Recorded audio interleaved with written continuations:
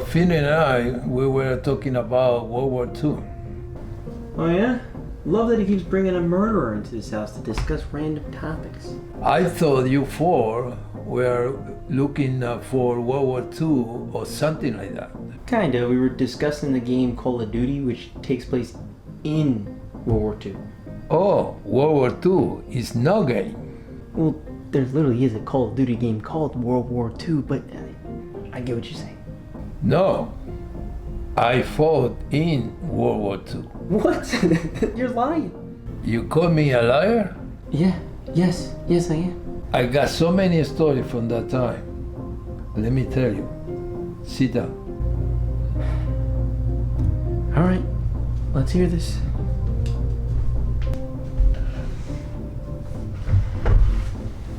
Thanks, Finn. Don't worry about it. This is exciting.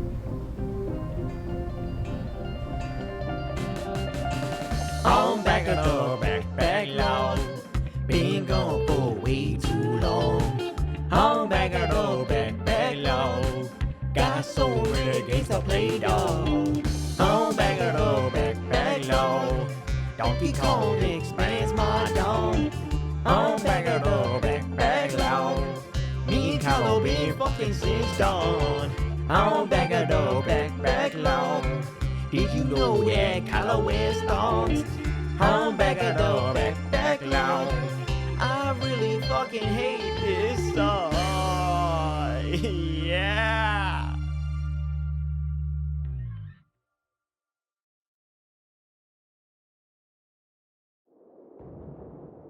I got him.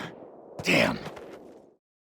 What is up, guys? It is Robert of Gaming with me, and welcome to Back of the Backlog, the series where we take a look at the games that I recently beat off my backlog. Today's episode is on the game Call of Duty. The Call of Duty franchise is actually one that I have a lot of history with. The first Call of Duty I played was Modern Warfare 2. No, not Modern Warfare 2, Modern Warfare 2. The first Modern Warfare 2. The one with the number 2? The 2009 game? I absolutely hate reused titles. Makes it confusing. I remember it like it was yesterday. I was a young kid in 2010, age 11, wanting to oh so very badly play a shooter, specifically Call of Duty. Considering I was young, my mom was worried how I'd react since it would be the first M-rated game I would ever play.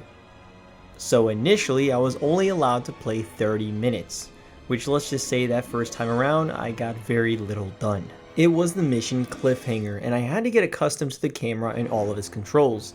Now it's like second nature, but that first time was pretty uncomfortable. Not only that, but it was on my stepdad's profile, someone who always had the camera inverted. Safe to say I barely got anything done within those 30 minutes, but I ended up loving every single second. From there on out, I ended up picking up pretty much every Call of Duty, playing mostly its tight and slick multiplayer modes and zombies, but always wanting to get into the campaigns. I've finished a good amount of them like Black Ops 1, Black Ops 2, Modern Warfare 3, World at War, Ghost, Modern Warfare 2019, and Black Ops Cold War. Of course, now also the original Call of Duty. I also do own and want to play Call of Duty 2, 3, 4 Modern Warfare 2, Black Ops DS, Advanced Warfare, Black Ops 3, Infinite Warfare, and World War 2. I have quite a lot to go, and obviously as you can tell, I am a fan of the franchise. While I don't think there's been one probably top 10 game of their respective year since probably 2012's Black Ops 2, I do still enjoy going and playing its slick multiplayer and over-the-top set-piece filled campaigns. With the franchise being the 4th highest selling gaming series at a whopping 400 million plus across its many games, I thought it would be interesting to see its humble beginnings.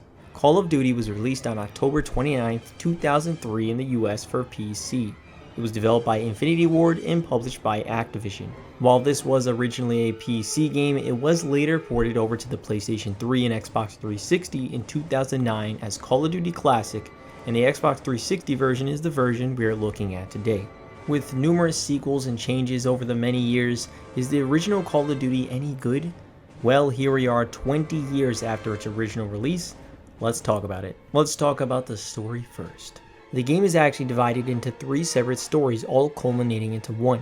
It takes place during World War II, where you play as an American, British and Soviet soldier, all three doing their part in stopping the Nazi party from winning the war.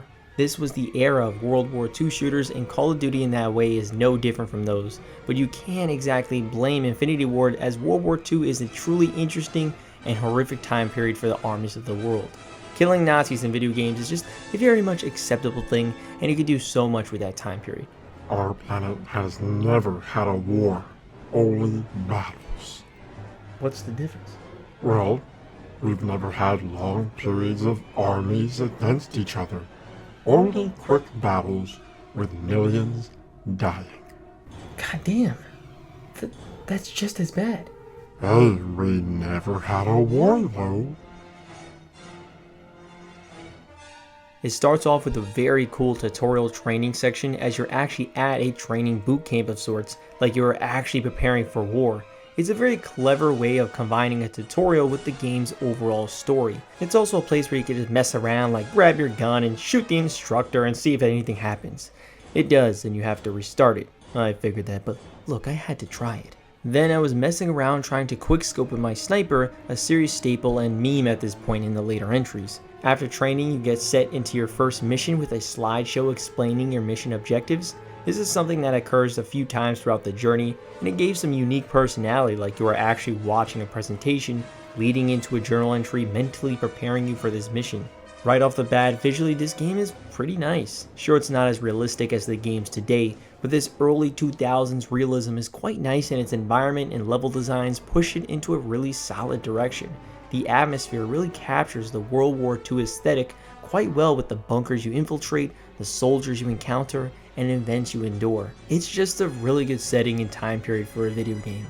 As this is a first-person shooter, controls are very important, and luckily it's really solid. They aren't as tight as later Call of Duties, but still works really well, especially this is PC controls converted to a console controller. If there's one thing I would have liked improved, it's the hit detection. It does feel like occasionally for stuff like the tip of the head isn't that accurate. It's just something that I noticed they improved on in later games. The two biggest differences from this original to the later games are the lack of sprint and health regeneration. I was honestly surprised that you couldn't run at all in the game, but it isn't really a big deal in this game. At the end of the day, it was designed with this movement in mind. Health regeneration, on the other hand, is a pretty big difference. Call of Duty popularized waiting somewhere until your health regenerated and then continuing on with your firefight. Not having health automatically recover makes you super careful with your movements and very focused on looking around for health packs to heal yourself. I don't think either one is better overall, it just forces you to play differently. You can't just go guns blazing for a lot of sections in this game thinking you can recover a little later on. Instead, you gotta take it a little bit slower and really look where your enemies are at, as a lot of these enemies have scary good aim to the point of stupidity at times. Man guns could be facing a different direction, but even if you pop a pixel out, they'll immediately start mowing you down. I don't know, man. Felt like the good old days of Call of Duty 4. Aimbot ass enemies remind you of that? Yeah, I used to be a hacker and used aimbot in multiplayer. Oh, so you were the guy that everyone hated. Just had to get good. Dude, that makes no bloody sense. You should get good instead of hacking. Get good at hacking, noob. 1v1 me then. No hacks, bloody bellend. Alright, relax. Wait until we're done and then we could all talk shit about Kyle. Then there's some shitty checkpoint placements that save exactly what you were doing during that time. So if you pass the checkpoint as you were aiming down sights and getting shot at, then that's where you'll actually start again if you die, clearly being an underdeveloped part of this PC to console conversion. Then there's the fact that your squad can die or disappear so quickly that it could create an unintentionally bad challenge at times.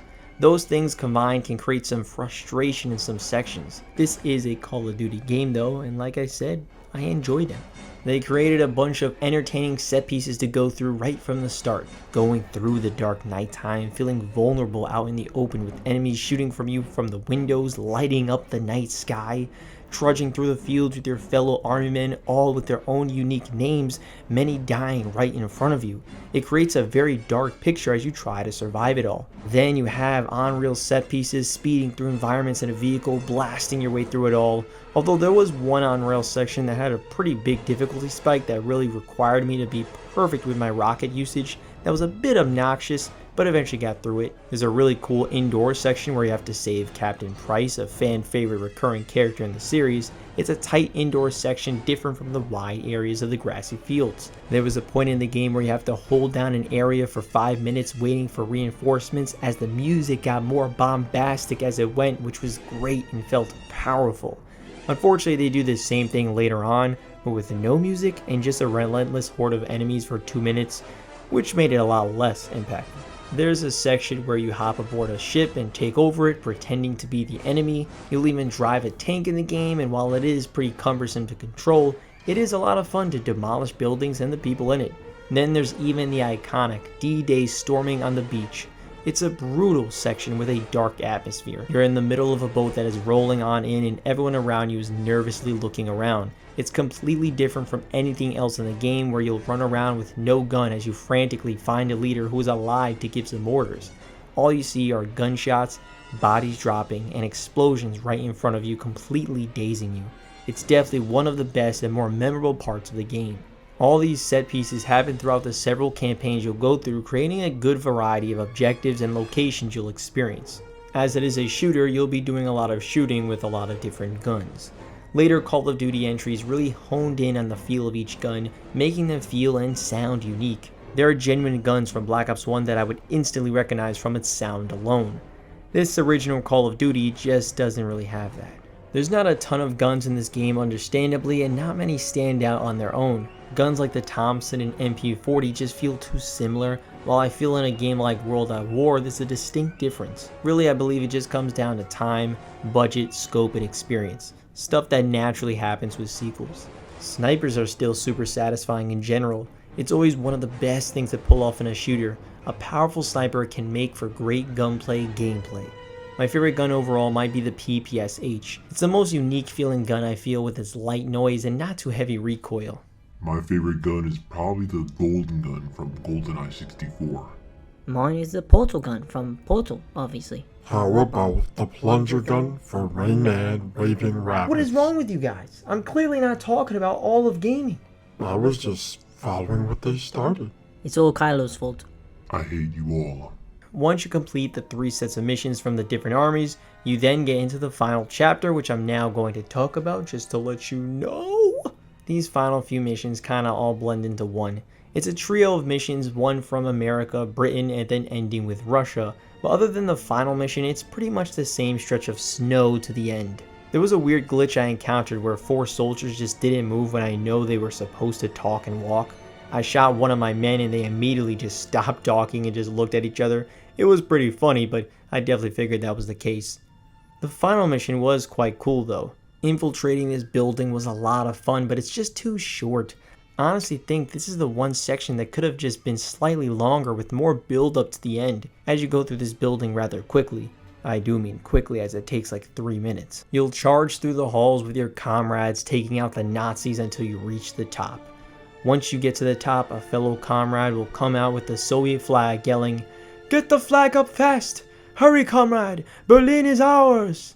The comrade waves the flag, signaling the end of the European war. Then, some historical footage is shown with a great monologue from a Russian soldier talking about how it seems the war is finally coming to an end. Seeing anything World War II related is just crazy to think how this actually happened in our world. It's a horrific time that also happens to be interesting for entertainment and education. The soldier ends his monologue by saying, and shook hands with an American soldier. Although I could not understand anything he said, I felt this man was my brother, and I think he felt the same.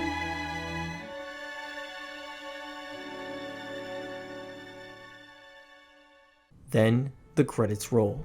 And let's just talk about how cool these credits are. A soldier going through environments from a 2D perspective and made me think, damn, we should get a 2D Call of Duty. I always appreciate credits that are unique. That was Call of Duty. That was a really good game. It was a fun shooter that I had some gripes with, like the checkpoints and the AI that can apparently have aimbot. However, the varying set pieces to the interesting World War II aesthetic really made this journey worth it. I'm happy to have played the beginning to this juggernaut of a franchise. It feels very much like a unique entry to the series. although it is crazy to see them go from this very much grounded game to space. It feels so disconnected from a lot of these later entries, and that's actually not a bad thing. Overall, I'm going to give Call of Duty a, there are no numbers here, Mason, out of 10. A really good game. Not only is this not the last Call of Duty game we'll be checking out, it's also not even the last World War II Call of Duty game, which is okay because there's so much you could do with this time period. Will any of them really top this pretty damn cool original though? Well, only time will tell. That'll be it for today. Thank you so much for watching. Share these around as they take so long to make. Have you played Call of Duty? Did you like it? Did you not like it? Let me know down in the comments below, and I'll see you all next time. Call of Duty was a really good start to a huge series, but it is officially out of the backlog.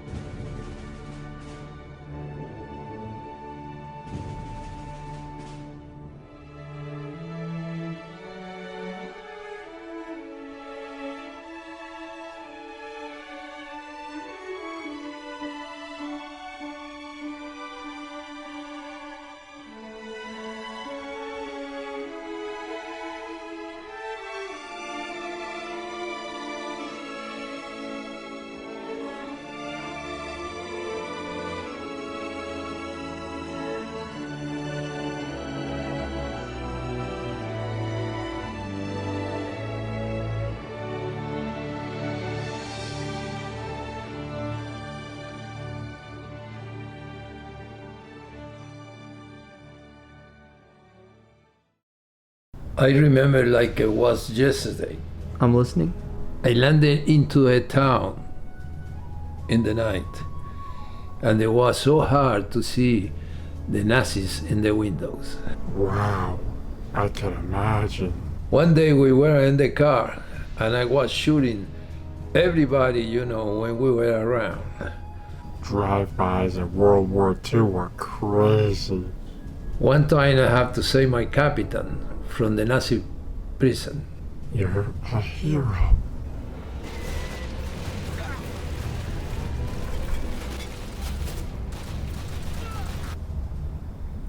Sounds familiar. You probably read about it. Maybe. I stormed the beaches, and I drove a tank in the snow. Did a comrade end the war by waving a flag? Yes, how you know? Because you were literally talking about Call of Duty, man. No, How old are you? I don't know. What do you mean you don't know? Who think about that? How old are you? 24. You're lying. You're like 83 years old. What? Yo, you're literally like the second person to think I look like an 8-year-old. That's nuts. Regardless, you were talking about Call of Duty. I mean, you literally brought up like 3 different sections of the world. There's just no way you could have done all that. Here's a question. Do you remember the captain that you saved's name? Yes, of course. Captain Price.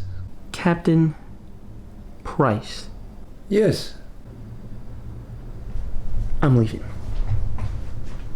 Wait, do you want to hear the story about how I saved the Alolan region?